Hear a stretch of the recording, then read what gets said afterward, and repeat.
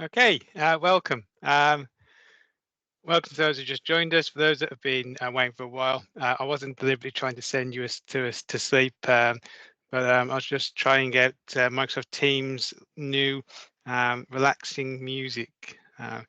Also, because I got told off last time I did the webinar for playing commercial music.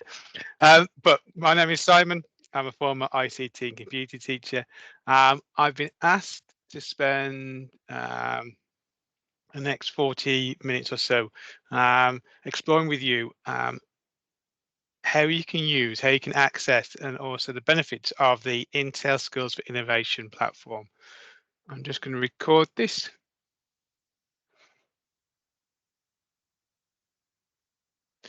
Okay, so please feel free to use the Q&A or the chat, whichever works for you. If you have any questions, I'll be monitoring that throughout the session. If you can access the chat as well, you can use that to introduce yourself. So, as I said, my name is Simon. I'm a former ICT and computing teacher with several years' experience in education, and I've been asked to use this time to explore the Intel Skills for Innovation platform. So, what is it, and why do we need it?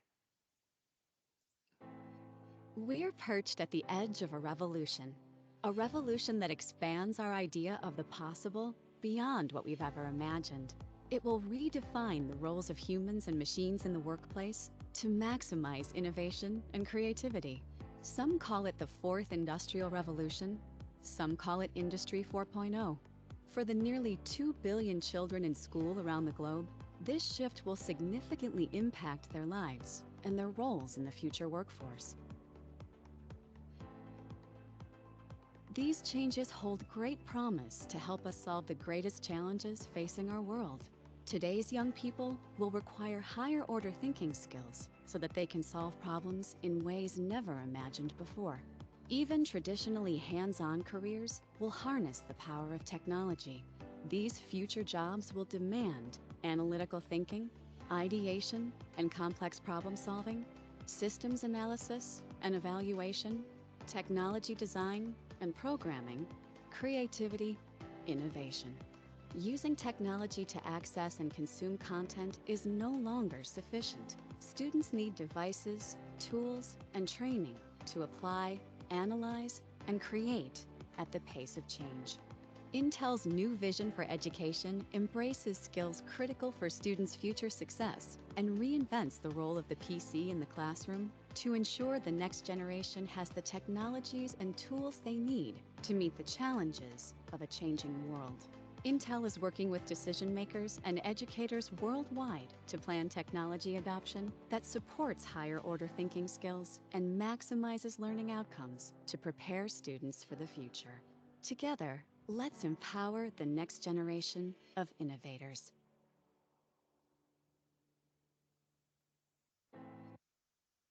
So, it is a bit of an old adage, and I've been saying this for years, back when I was teaching ICT many years ago, and nothing's really changed. I think every teacher in their life have said this, but we're preparing students for jobs that don't even exist yet, and that's never going to change. Um, but a recent LinkedIn report suggested that by 2030, some 85% of the jobs that today's students will be doing haven't even been invented. Um, Jobs like augmented reality journey builder. Imagine, I'm trying to get the right demographic here and cultural reference. Some of you might have seen Total Recall. Some of you might have seen the film Ready Player One. Uh, uh, but there are jobs now, or people looking for talented young people who could create stories and create 3D worlds for um, games, interactive games, and interactive experiences.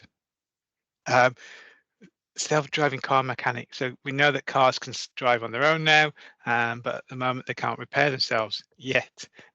So we need people who would traditionally, in that field of engineering, would look at the combustion engine, and they're looking at battery technologies and AI technologies in cars.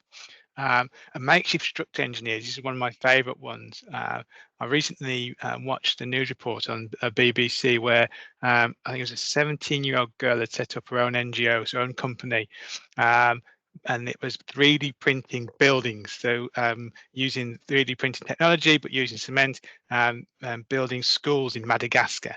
And the next step of that is using 3D printers and swarm robots to build 3D structures on the moon um, before the first settlers arrive, and then using that as a precursor to using the Martian regolith, so it's the Martian surface, to 3D print buildings before we start settling on Mars. So I use this quote, when I grow up, I want to be a data scientist, said no child ever. But according to a report on LinkedIn recently, data science and AI is finding itself in almost every job you can think of. For example, self-driving vehicles, we talked about that, but also construction. So I recently saw an example of a construction site where the same technology, computer vision, the same technology can tell the difference between the cat and the dog, and create an image for you using Copilot. And that same technology can be used to detect whether someone's wearing the correct PPE. So if on a construction site, not wearing a hard hat, not wearing the correct uniform, it won't allow you into certain parts of the construction site. They're also being used in hospitals as well. Agriculture, exciting robot called the lettuce bot, but basically it's a robot that can tell the difference between weeds and lettuce. You probably think, well, what's the benefit of that? So it's the same technology as used in the construction site and computer vision, but it can then target weeds and only use pesticides and weeds and not on the whole crop. So one, it's making crops safer, but also reducing the amount of pesticides. And football, apparently there's a team called Liverpool FC, and they're quite good. But a few seasons ago, they won the Premier League title. And it wasn't a surprise that in that same season, they employed mathematicians, data scientists, and used AI to help them make decisions about who to play, when to play, um, and lots of other statistics as well. So you can't avoid AI, data science, and all these new skills. So how do we support them? How do we encourage our students to take on those roles? Another statistic to be aware of is that by 2027, it is reported that we will lose 83 million traditional jobs like cashiers, data entry clerks, door-to-door sales workers, but they're going to replace, like with traditional industrial revolutions, same as when I taught ICT and we were told that computers to take over our jobs and replace teachers, never happened. The same thing's not going to happen with AI, but jobs are going to change in the same way as jobs of the past have changed with other technologies. So things like, you start seeing big data specialists, robot engineers, AI machine learning specialists. But whilst we can't predict what the jobs, we can kind of guess what jobs students might do in the next 10 years, but we can't predict exactly in the same way we could never have predicted COVID, and we could never have predicted the proliferation of generative AI like Copilot and ChatGPT. We can't predict what the students will be doing, but what we can predict is what skills they will need to help them to adapt to all these new technologies. So the skills we're going to be looking at are things like analytical thinking, creative thinking, resilience. One of the biggest challenges I found when I was teaching, especially teaching ICT, even my higher ability students. I remember one lesson we had some MacBooks, and the school decided to install Windows on them. I should do. And one of my students turned around to me and said, "Sir, how do you print screen on a Mac?" And this is like my top set GCSE group. And I said to the student, "Google it." And the student looked at me and says, "But sir, you know the answer." And I had this conversation about what you're going to do when you leave school. You're going to, if you encounter a problem like this, you get a MacBook and with Windows on it, you want to learn how to print screen. Are you going to phone the school and ask for Mr. Johnson and say, "Oh, can you remind me how to do a print screen?" I said, "You've got the most powerful tool in front of you. You need to be able to use it." So we need to be able to encourage students to use critical thinking, don't give up at the first sign of failure. So how do we do that? So this is a question that Intel has been asking itself. How do we prepare students for jobs that don't even exist yet? How do we prepare them for those um, the new changes in technology and give them those skill sets we just talked about? So Intel had developed this platform called the Intel Skills for Innovation platform. Essentially, it is an online platform, free for educators. Has library lesson plans. There's about 75 lesson plans at the moment with associated resources. Helps you to look at those in a moment. Free professional development and certification, and an online community that's being developed as well. And as mentioned, it's absolutely free. Don't worry, I'm a former teacher, so I usually ask the same questions. You're probably thinking now, is it always going to be free? What's the catch? So there's no catch. It's always going to be free. So don't worry. 10 years down the line, I'm not going to turn and say, that great resource you're using, now you've got to pay for it. So don't worry about that. There is no catch. So part of the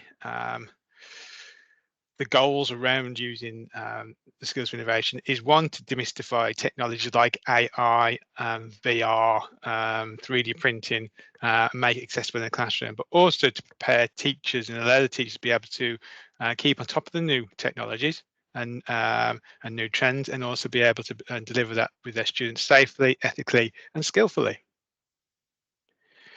So one way they can do that is through 80+ hours of professional development. So Intel have developed an online platform to support you, to future ready you, give you the skills required to prepare your students for this industrial fourth revolution. By the time I finish this webinar, it probably the fifth industrial revolution, and to keep you up to date with the latest trends, software, and technologies to maximize your students' potential. So there are 4 levels in the development suite. There's adapter, owner, catalyst, and mentor. We'll look at some of these in more detail in a moment. However, as a result of COVID, and I apologize for using that word, that swear word, but as a result of COVID and lockdown, most teachers, it is believed by Intel and other training providers, that most teachers are now at the owner stage. Because we're kind of forced to adapt to using online technologies like Teams and Google Classroom in order to facilitate that online learning during lockdown. So what the 4 levels look like. So just to show you, level 1 is introduction to technology, computer basics, internet basics, multimedia, basics of Office like Word, Excel, how to use technology for collaboration, which is quite useful, collaborative workspaces.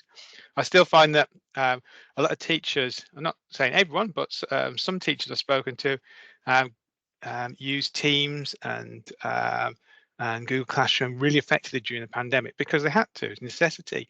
And they had collaborative workspaces, they were using breakout rooms really effectively, and they've gone back to the classroom and they're not using that technology anymore because oh, it's an online learning tool, I'm back in the classroom. And I'm kind of missing that little trick of still using that technology for collaboration. So I would say module 7 and module 8 is still quite useful. But most teachers now at level 2. So how do you make online learning more effective and use it in a hybrid model, use it in the classroom instead of just online? How can you establish effective partnerships with students and the technology? How do you encourage parental support? Leading all the way up to level 4, and where we look at some of the latest mindsets in education, and some of those are taken from industry, and we'll look at one of those in a moment called killer experiments. So here's an example of one of the modules. This is level 3, catalyst of creative confidence. So this looks at how you can use industry proven techniques like killer experiments. I'll mention what killer experiments are. So killer experiments are this idea that instead of plowing lots and lots of money into something that potentially will fail, in business you have prototypes, you get to the development phase, an experiment, and if the experiment fails, you just kill that experiment and then start again. And so as not to plow or waste any more money. You can apply some of those strategies in the classroom, and things like using role play, and um, implementing technologies and using real world data. And we'll talk about that when we look at some of the lessons a little bit later.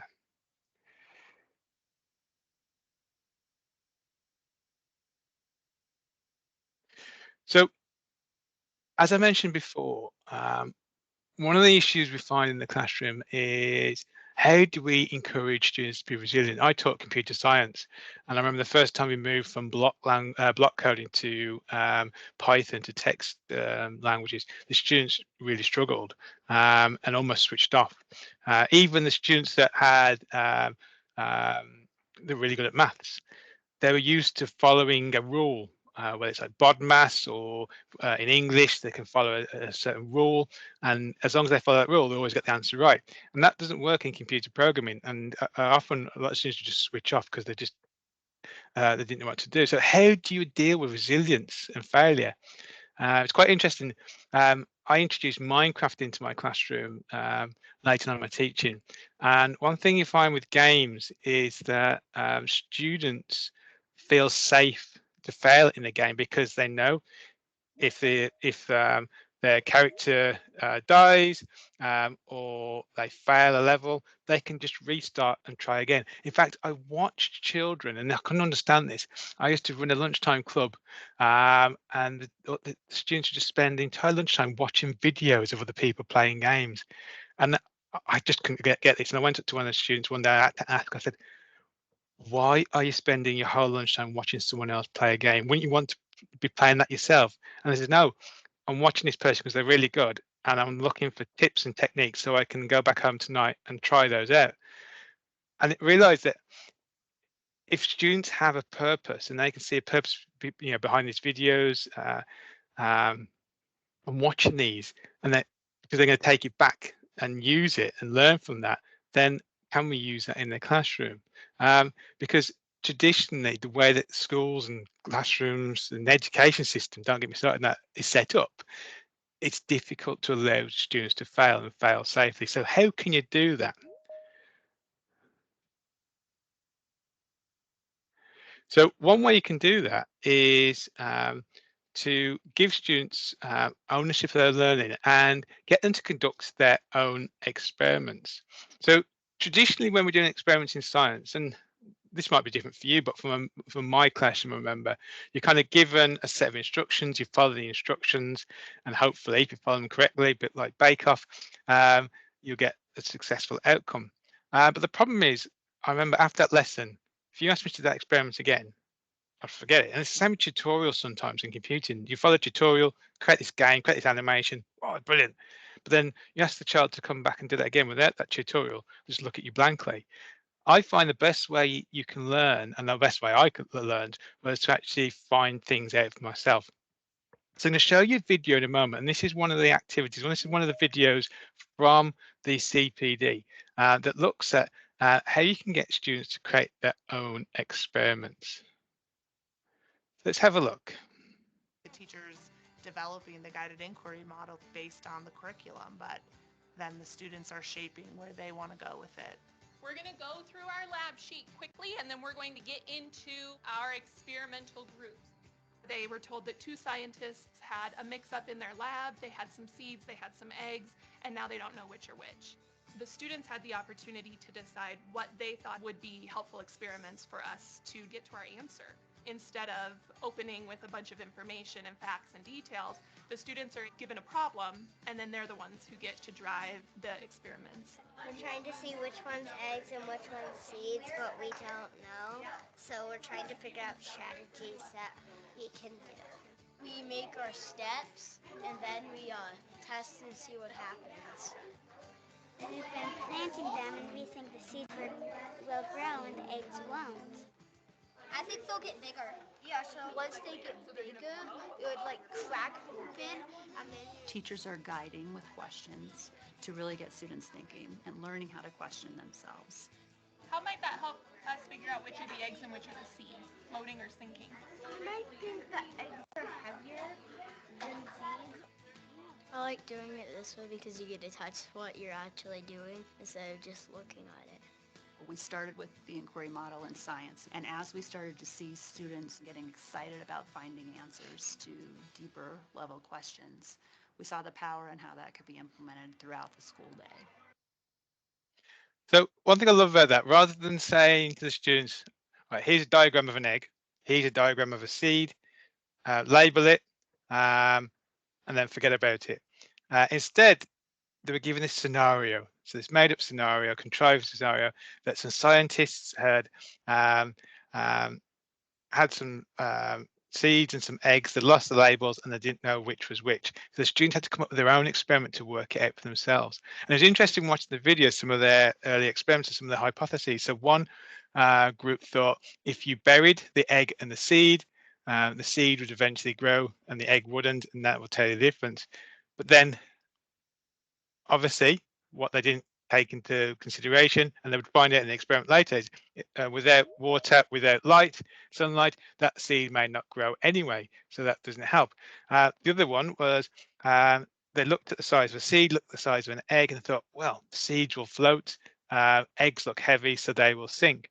But they didn't take into consideration if you put a out of date egg in a glass of water, it will float. You can try that. Yeah, it's a good test to see if you can still eat the egg that's in your fridge.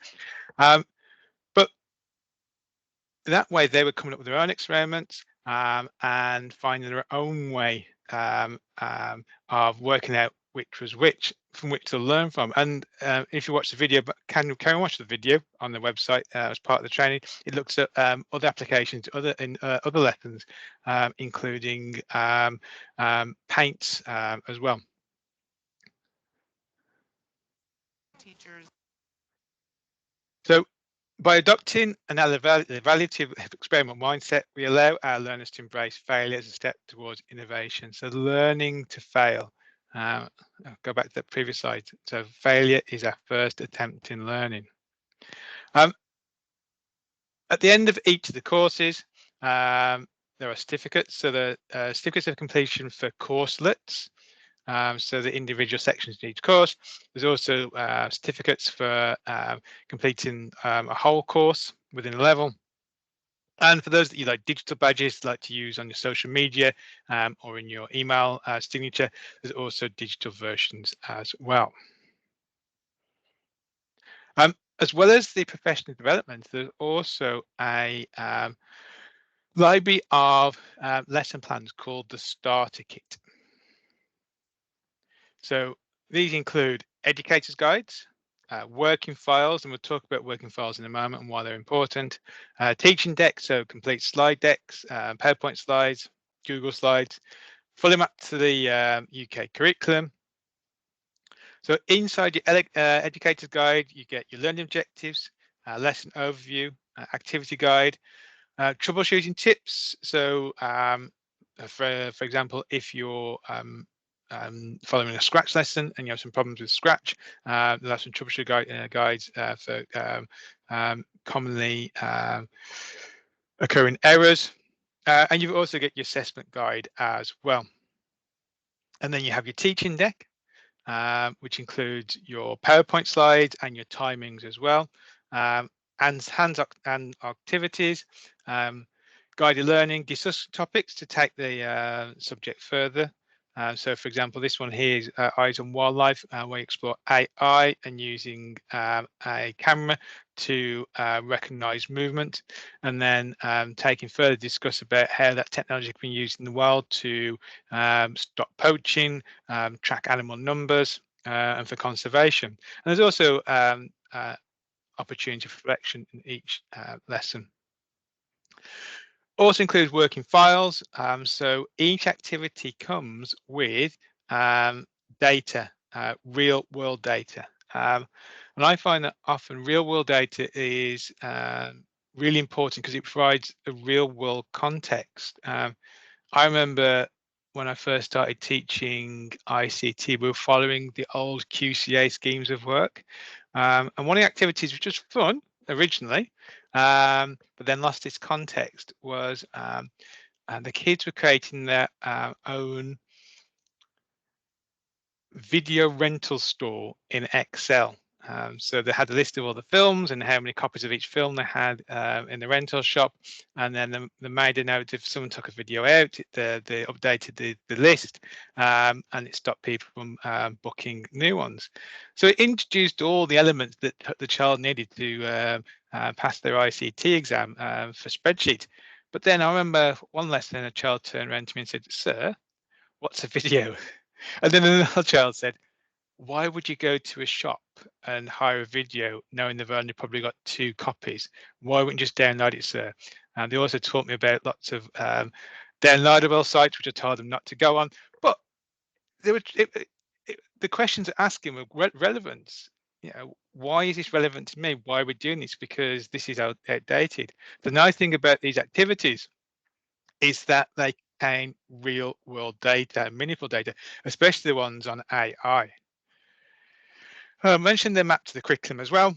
So Key Stage 2, Key Stage 3, Key Stage 4. So there's about 15 activities currently suitable for Key Stage 2, 25 for Key Stage 3, 30 for Key Stage 4. I'm adding more all the time, and some of these overlap as well. So there's some of the activities that fall in Key Stage 3 that I'd easily use with Key Stage 2, and I'll demonstrate one of those in a moment.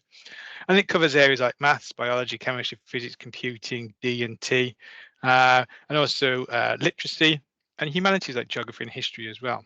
I just gave an example, the eyes on wildlife. So each lesson guide contains your objectives, your learning outcomes, real world application, which technology you're going to use. So this is a VR exercise. In this activity, the students use a tool called CoSpaces. By the way, all the software, all the tools that you need in each lessons are all free, and most of them are web-based as well, so cloud-based. So you don't have to do any installations. The only ones that need installations are the advanced Python AI activities, and I'll talk about that at the end, just to be aware of. But pretty much the rest of them work in the clouds. That means they'll work on pretty much any device, whether it's a laptop, PC, iPad, tablet, Chromebook. And you can actually search by device as well when you're looking at the resources. I'll show you in a moment.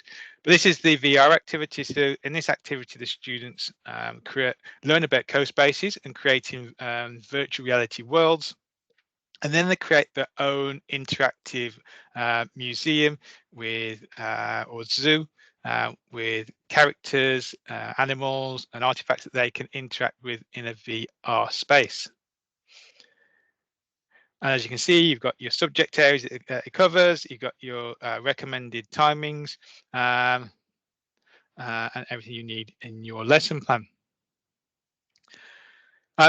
So I'm going to show you an example now. So this is designed for Key Stage 3, but I've used this very successfully with Key Stage 2, so with Year 5 and Year 6. I've also used it with a higher ability Year 4 group as well. And this teaches children about AI, how AI is used in everyday life, and they essentially create their own chatbot using experimental version of Scratch that can recognize if someone is being nice or mean in text. So let's have a look. The first thing to do, and this is all in the pack, and I'll show you the pack in a moment. So the students first go to a website called Machine Learning for Kids, which is free. They make a new project called Make Me Happy. And then they train the bots by giving it labeled data. So in this scenario, given examples of kind things, someone might say, and mean things. In order for the robot or the chatbot to be able to successfully identify the difference between mean and kind things, you need to give it at least 6 examples of each. I love it when I do this activity to the students because the students provide me with new insults that I'd never even heard of. I once did this with an older group, so I did this with a group of Year 10 students, And I'm not going to lie to you, some of the students was Googling compliments, which worries me a little. So once they've trained the computer, they then test some examples on there. So they test using some of the examples they provided. Then they test it with new examples to see if the chatbot can recognize the difference. I'll just pause that. Because then if it doesn't, and it predicts whether it's mean or nice wrongly, then they go back in and add in more examples, so they improve the data set. And then they open up this experimental version of Scratch. They choose a character called Pico, who has several expressions. And then they use the data that they trained, and they will code the robot. And you'll see the code is very easy.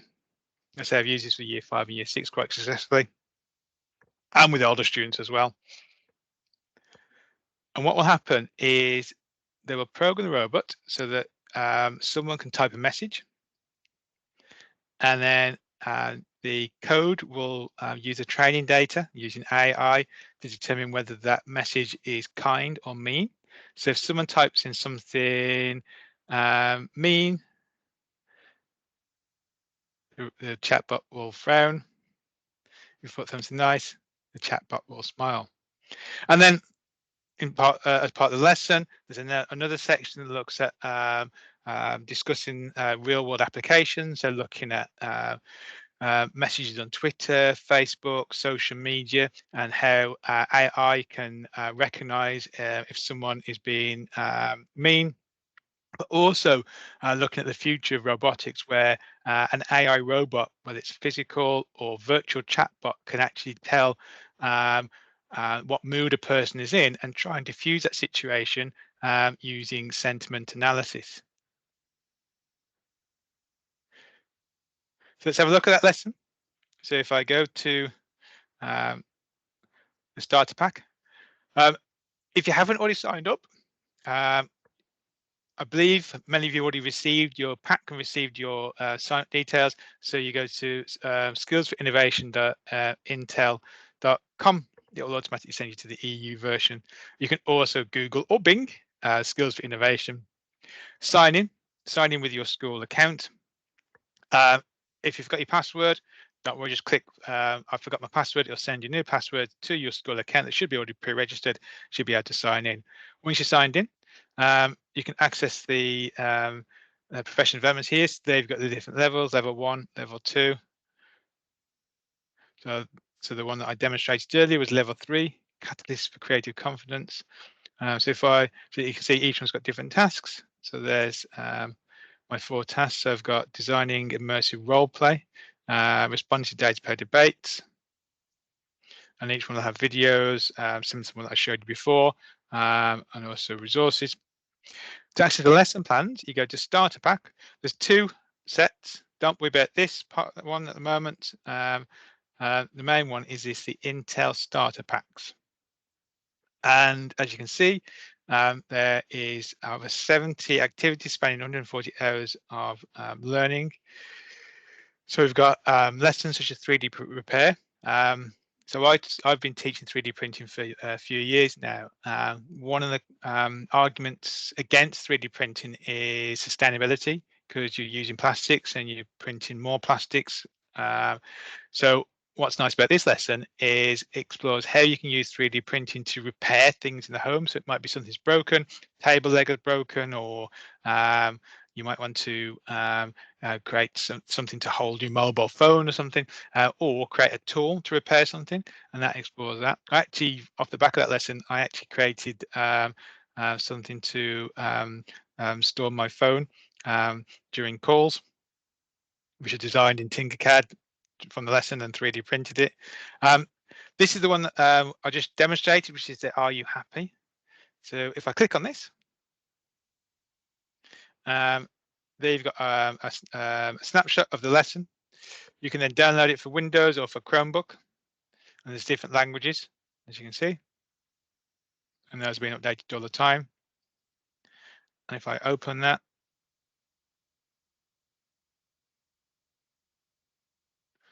So there you've got your slide decks.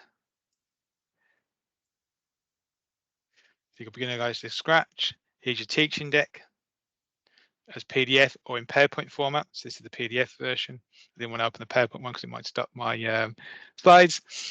But then we've got think, pair, share activity at the start about being kind, and the video that goes with that.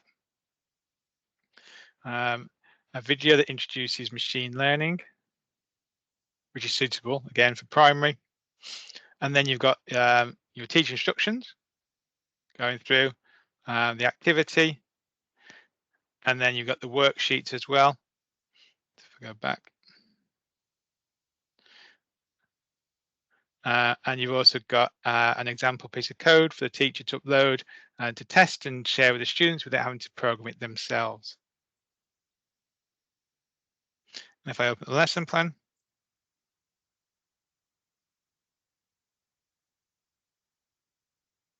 which is Educator's Guide here.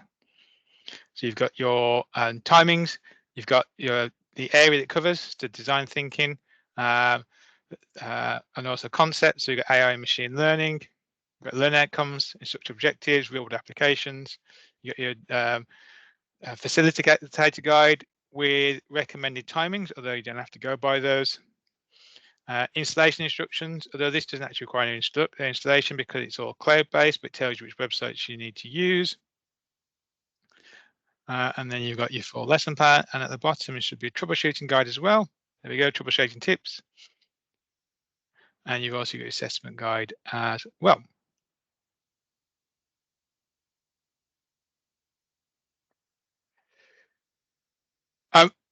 Whilst I'm on that, I'll also show you quickly,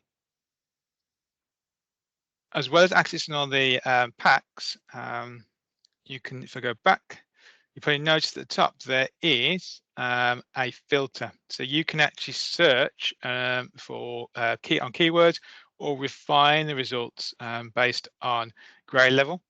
This is needs updating, but elementary is typically primary and year 7. Middle is your kind of your high, your key stage 3 stroke key stage 4. High school is kind of like your year 10s, 11s, or more you leave 11s, sixth form. Although there is a lot of crossover, so I wouldn't always go by that. I'd look at the lesson yourself and see if it's suitable already or if it can be adapted. You can search by subject areas. So you've got chemistry, geography, biology. Someone asked me in the previous call, where's computing and ICT? Essentially, all of the lessons in here cover computing and ICT, but these are additional subject areas, so you can it's designed to be mapped to be cross-curricular. You can also search by mindset, so you've got computational thinking, design thinking. You've got skill sets, so AI and machine learning, data science, simulation and modeling.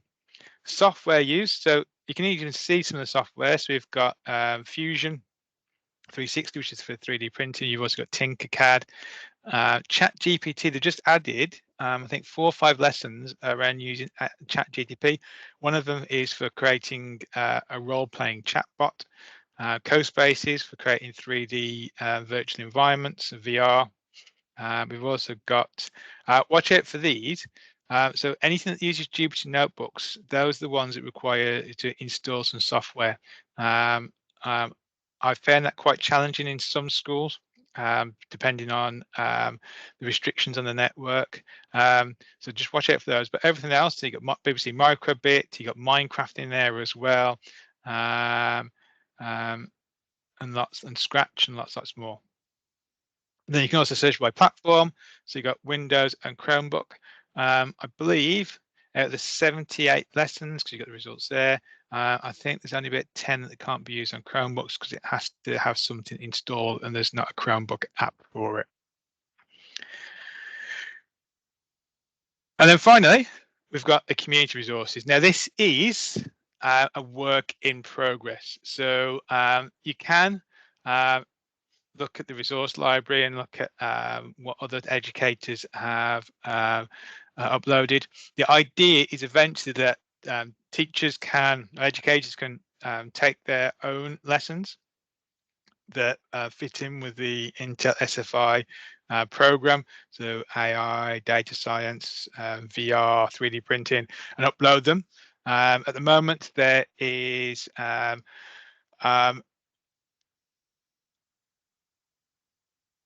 someone that looks over those and scrutinizes those before they go live. There's also a plan for live discussions and live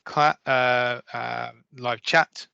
And as mentioned, the community generated content. So whilst this is currently available, it's still in its infancy. So expect that to develop as more teachers start to embrace the platform.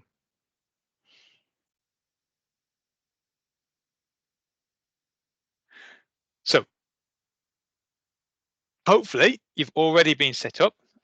If you're not sure and you haven't received your pack, you can go to skillsforinnovation.intel.com. It'll automatically take it to .eu, but don't worry about that. And then try to sign in with your school's email address. If you don't know the password, just click on forgot password. Even after that, if you click on forget password and it doesn't send you a password link to your email account, then it's easy to sign up. So you go to skillsforinnovation.intel.com, click on register with your school account and use the code TASFI. But most of you should all be set up already, so you won't have to worry about that. But just in case your username doesn't work or your email address doesn't work, and it doesn't, or you forgot your password and it doesn't send you a password reminder, click on register and use the code TASFI. And pretty much that wraps up everything you need to know about the Intel Skills for Innovation platform. Do we have any questions? I'm not seeing anything in the chat or in the Q&A. You can use the chat to ask any questions.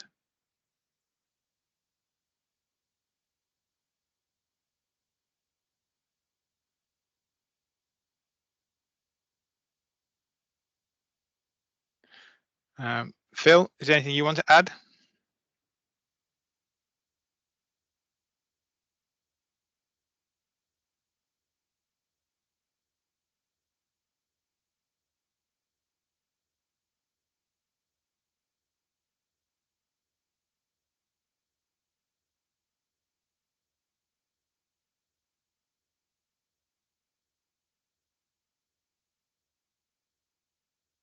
Okay, if there's no questions then. If you think of any questions afterwards, I've still got access to this call and this chat. Just go to the chat in this call and pose your question. I'll be able to answer those. If not, if you haven't already done so, sign in, have a look at some of the resources. Definitely try the Make Me Happy one.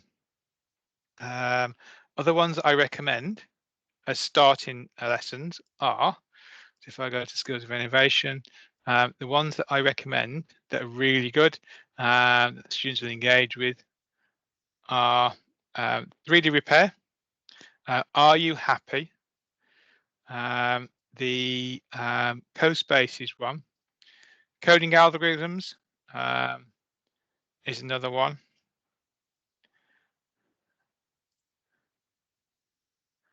Let's go through. Eyes on Wildlife is a really nice activity, but it's one of those Jupyter Notebook ones. So I'd use that if you've got a good GCC computing group or an A-level group that want to explore AI. Other easy ones and fun ones include where are they? The CoSpaces ones. So I can actually search for the CoSpaces ones. So we'll go to Refine, and go to Platform, or go to Software Use. So the ones that I recommend are the ones that use Minecraft, because I've tried these and I know they work in the classroom. The ones that use Scratch.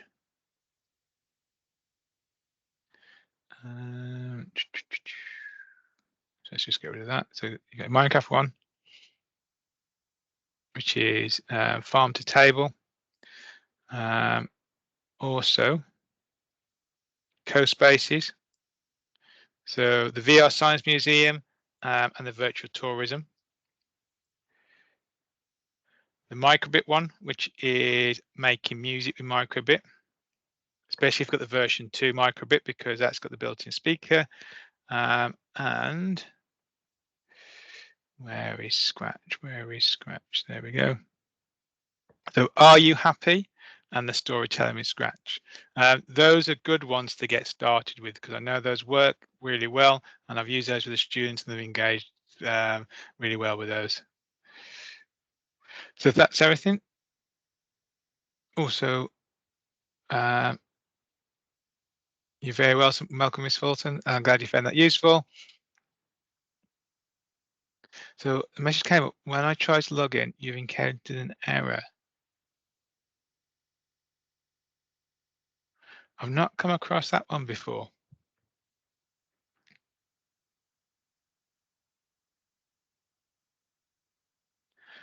All I can suggest is, Diana, if you reply back to the original message where you invited to this call, so I think it's via iChild, they can forward your details to me, and then we can see if we can rectify that and find out what the problem is. I've not had that come up before.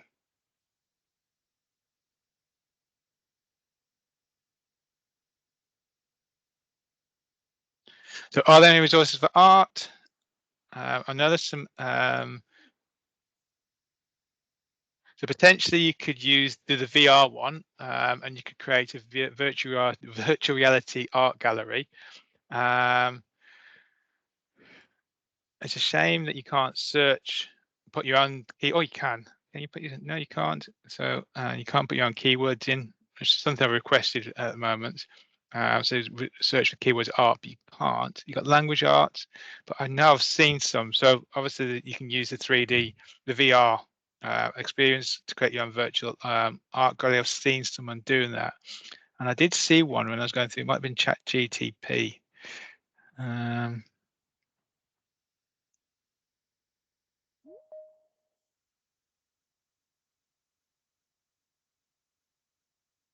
So off the top of my head, the answer to that one is I'm not sure. Apart from the one, the VR one, creating your own experience, and you can also do that in Minecraft as well. I've seen there are some lessons around art and artists in Minecraft if you have access to Minecraft Education Edition. So it's might worth just having a look through. There might be something you can do with 3D printing as well in art.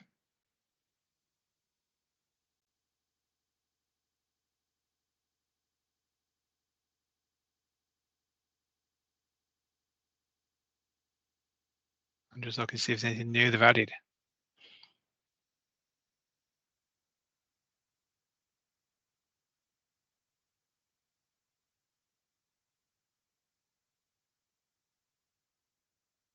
I know they're adding more lessons all the time.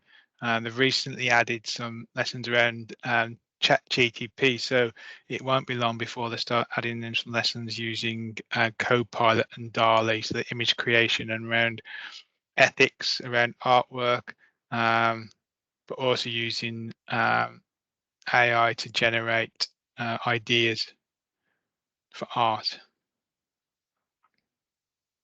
So if there's no more questions, I hope you found that useful. I hope you actually find the website and the resources useful.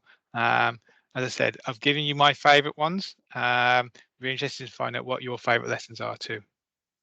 So if that's everything, enjoy the rest of your week. Thank you for giving it your time this evening, and have fun using the Skills for Innovation platform.